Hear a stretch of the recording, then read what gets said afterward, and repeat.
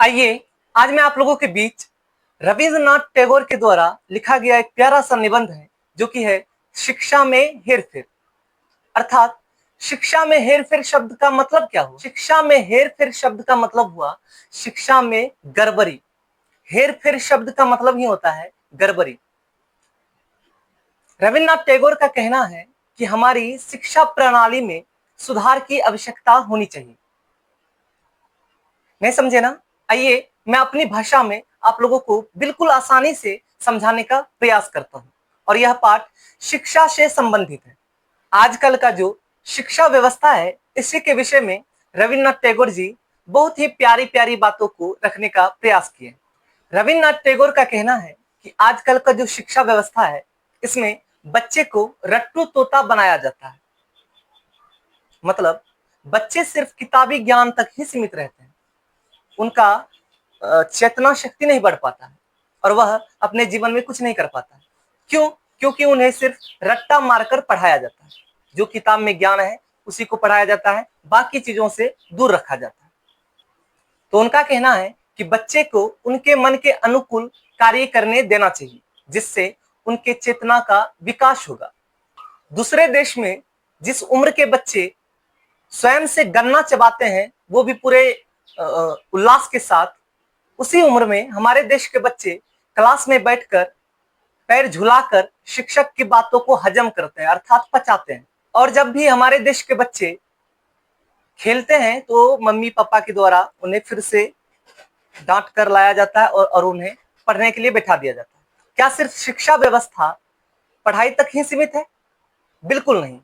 शिक्षा व्यवस्था में बहुत सारी चीजों की आवश्यकता है जिसमें कि बच्चे को खुद के द्वारा काम करने देना चाहिए जिससे उनकी चेतना का विकास होता है। और रविंद्रनाथ टैगोर का कहना है कि आजकल की शिक्षा व्यवस्था में अधिकतर विदेशी भाषाओं को सिखाया जाता है जो कि हम लोगों के बच्चे उतने अच्छे से नहीं सीख पाते हैं। क्यों? क्योंकि विदेशी भाषा तो दूसरे देश के भाषा हुए और वह भाषा जब हमारे देश में आते हैं तो हम लोग अनजान रहते हैं कि वह कैसे बोला जाता है, उसका मतलब क्या होता है, तो हम लोगों को उतनी अच्छे से समझ नहीं आती। उसमें ही अगर हमारी मातृभाषा ही हमारे बच्चे को सिखाया जाए तो कहीं ना कहीं वह बहुत ही तेजी से उन भाषाओं में आगे बढ़ जाएंगे। परंतु नहीं, हमारे बच्चे को विदेशी भाषाओं की जानकारी अधिक दी जाती है। यही सब शिक्षा व्यवस्था में गड़बड़ी है जो कि रविंद्रनाथ टैगोर जी कहना चाहते हैं। जैसे अंग्रेजी भाषा या विदेशी भाषा हुआ और हमारे देश में अंग्रेजी भाषा को ही ऊपर दर्जा में रखा गया है। हमारे बच्चे को अधिकतर अंग्रेजी भाषाएं ही सिखाए जाते हैं जो कि गलत है। हमारे बच्चे उतने अच्छे से उसको नहीं सीख पाते हैं। ठीक है। और रविंद्रनाथ टैगोर का कहना है कि नीचे स्तर के जितने भी शिक्षक होते हैं वो खुद ही बातों को नहीं समझ पाते हैं, वो बच्चे को क्या समझाएंगे। ये रविंद्रनाथ टैगोर का कहना है। जब शिक्षक को ही अच्छी तरह से ज्ञान नहीं होंगे तो वह विद्यार्थियों को क्या पढ़ाएंगे। इसलिए जब भी शिक्षक विद्यार्थियों को पढ़ाते हैं, जो भी पढ़ाते हैं, उन्हें स्वयं उन चीजों की जानकारी होनी चाहिए जिससे वह लगन के साथ उन टॉपिक्स को बच्चों को समझा सकते हैं।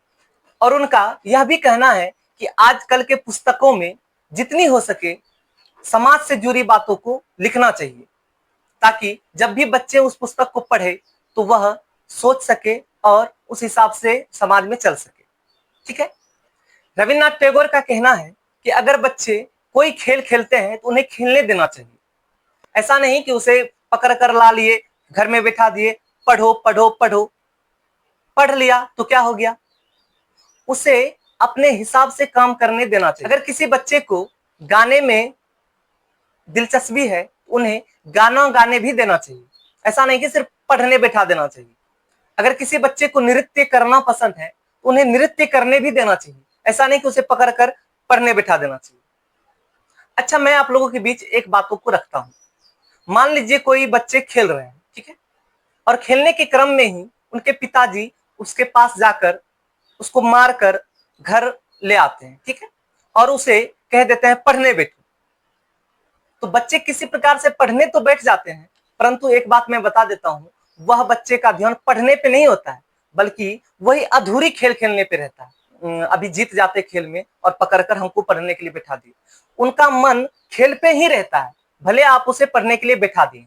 जब बच्चे मन भर कर किसी खेल को खेल लेंगे और वह घर आकर पढ़ने के लिए बैठेंगे तो उनका दिमाग खेल पे नहीं रहेगा बल्कि पढ़ाई पे रहेगा। क्यों? क्योंकि उसने बहुत अच्छी तरह से खेल खेल कर आ गया। जब उसे बीच खेल में पकड़कर आप पढ़ाने के लिए बिठाइएगा, उसका ध्यान पढ़ाई पे नहीं रहेगा बल्कि उसी खेल को पूरा करने पे रहेगा। इसलिए बच्चे को अपने मन के अनुकूल कोई भी कार्य करने देना चाहिए, ठीक है। और जितना हो सके बच्चे को रट्टू तोता बनाने से दूर रखिए, ठीक है। उसे सिर्फ रटवाइए नहीं बल्कि पुस्तकों में लिखी गई बातों को समझाइए। लेकिन आजकल के शिक्षक क्या करते हैं कि कोई भी पुस्तक पढ़ा देते हैं और क्वेश्चन आंसर खुद से ही लिखा देते हैं। ऐसा बिल्कुल भी नहीं करना चाहिए। आप किसी कहानी या फिर निबंध को समझा दिए तो बच्चे अगर समझ जाते हैं उसे क्वेश्चन दीजिए और बच्चे को अपने से ही बनाने बोलिए। अगर बच्चे उस क्वेश्चन को सोच सोच के अपने से बनाएंगे तो उनके मन मस्तिष्क में वृद्धि होगी, ठीक है। लेकिन नहीं, हमारे शिक्षक ही जो चैप्टर को पढ़ाते हैं उसका क्वेश्चन आंसर खुद से लिख देते हैं, जिससे बच्चे की मन की वृद्धि नहीं हो पाती है और वह आयु बढ़ने से बुद्धि की दृष्टि से बच्चे ही रह जाते हैं। उसका उम्र तो बढ़ जाता है लेकिन अगर बुद्धि की बात की जाए तो वह अभी भी बच्चे ही हैं। और हमारे वीडियो जो शिक्षक देख रहे हैं उनसे भी मैं कहना चाहता हूं कि बच्चे को रट्टू तोता न बनाएं बल्कि जो भी पुस्तकों में लिखा गया है उन्हें बिल्कुल अच्छी तरह से समझाएं ताकि वह उन बातों को अच्छी तरह से समझ सके, ना कि रट सके। उससे उनके मस्तिष्क का विकास नहीं हो पाएगा। जब तक आप उन्हें अपने अनुकूल क्वेश्चन को बनाने के लिए नहीं दीजिएगा तो वह सोच नहीं पाएगा, जिसके कारण उनके मन मस्तिष्क का वृद्धि होना संभव नहीं, ठीक है। मैं आप लोगों के बीच शिक्षा में हेरफेर पाठ को बिल्कुल आसान तरीके से समझाने का प्रयास किया हूं। अगर आप लोग शिक्षा में हेरफेर पाठ को पढ़ेंगे तो यह बहुत लंबा लिखा गया है, ठीक है। आप लोग अगर टाइम मिले तो जरूर पढ़िएगा। धन्यवाद।